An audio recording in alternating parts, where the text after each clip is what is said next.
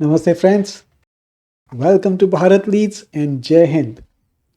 Imagine a jigsaw puzzle, not of 100 pieces, but of 565. Each piece is a kingdom, a state with its own ruler, its own army, its own pride. Some are as vast as France, others smaller than a city park. Now imagine being told you have a few months to fit all these jagged, mismatched pieces into a single, seamless picture. A picture called India. And if you fail, chaos, civil war. The dream of a free nation was getting shattered before it even begins. This wasn't a hypothetical scenario. This was a terrifying reality facing India in 1947. The British were leaving, but they were leaving behind a ticking time bomb. The Congress governments for long have celebrated the misdeeds of Gandhi and Nehru. But friends, today we are going to talk about the man who did the impossible. The man who took a broken subcontinent and hammered it into a nation. The Iron Man of India, Sardar Vallabhbhai Patel. This is the story of how he built India and why it almost didn't happen. Let's understand the scale of the problem. When the British partition plan was announced, it gave 565 princely states a choice. Join India, join Pakistan, or stay independent. Now think about that. Rulers who had enjoyed absolute power for centuries were suddenly told they could be kings of their own sovereign nations right in the middle of India. It was a recipe for balkanization. A stan here, a kingdom there, a sultanate there. What a Swiss cheese nation. Some, like the Nawab of Junagadh, wanted to join Pakistan despite being surrounded by Indian territory. Others, like the Nizam of Hyderabad and Maharaja of Travancore, dreamed independence, of being sovereign states on the world stage. They had money, they had armies, and they had ambition. The dream of a united India was dissolving before it even formed. The clock was ticking. This is where Sardar Patel steps onto the stage. He wasn't a poet or a philosopher, he was a barrister, a man of action, a realist. He was the Home Minister and the Minister of States. The impossible task of unification fell solely on his shoulders. Patel's approach was a masterclass in diplomacy, psychology, and statecraft. He knew he couldn't just order these proud rulers to submit. He had to persuade, cajole, and yes, sometimes threaten. He called it a bloodless revolution. He appealed to their patriotism sometimes.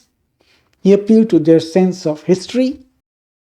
He offered them privy purses and titles, a way to maintain their dignity in the new order. He worked tirelessly day and night, meeting with prince after prince. His secretary, VP Menon, was his right hand in this monumental task. And one by one, they signed the instrument of accession. The impossible began to happen.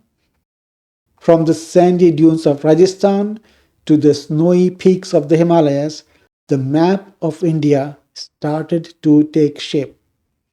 It was a diplomatic miracle. But it wasn't smooth sailing. There were the holdouts, as we just said, the ones who threatened to tear the whole project apart. First, Junagadh, that we mentioned a little while ago. a Hindu majority state with a Muslim ruler who decided to join Pakistan. Patel knew this was absurd. He orchestrated a plebiscite, which is the people's vote. The people chose India overwhelmingly. So Junagadh was secured. Then came the biggest challenge, Hyderabad. The Nizam was one of the richest men in the world. He wanted an independent kingdom in the heart of India. His private army, the Razakars, unleashed terror on population. Negotiations failed. The very idea of a sovereign, hostile nation in the center of India was unacceptable.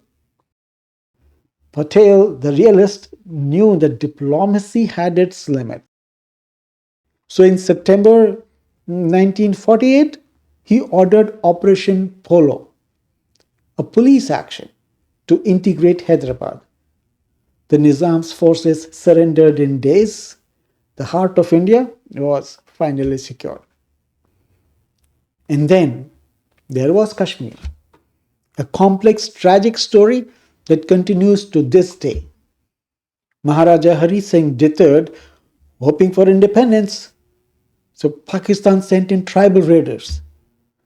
The Maharaja panicked and signed the instrument of accession to India. Patel immediately flew in troops to save Srinagar, securing a vital part of the state. While the issue remained unresolved, Patel's decisive action prevented a complete takeover. In less than 2 years, Sardar Patel had achieved what many thought was impossible. He had integrated 565 distinct entities into the Union of India. He had drawn the map of the nation we know and love today. Think about the India you live in.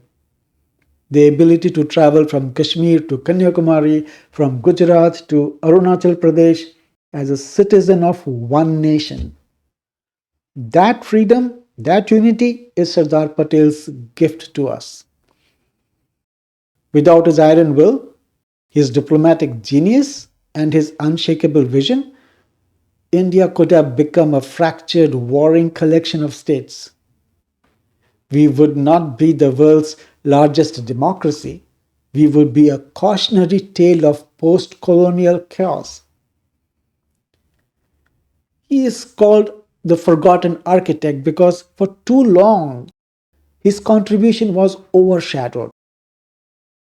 But history is finally giving in due. This statue of unity, inaugurated by the Prime Minister, stands tall not just as a monument of concrete and steel, but as a testament to the man who stood firmly for a united India. So today, let us remember Sardar Vallabhbhai Patel, the man who saw a broken puzzle and built a nation, the Iron Man who forged the soul of India. If you believe in a united, strong India, please like, subscribe, and share this story.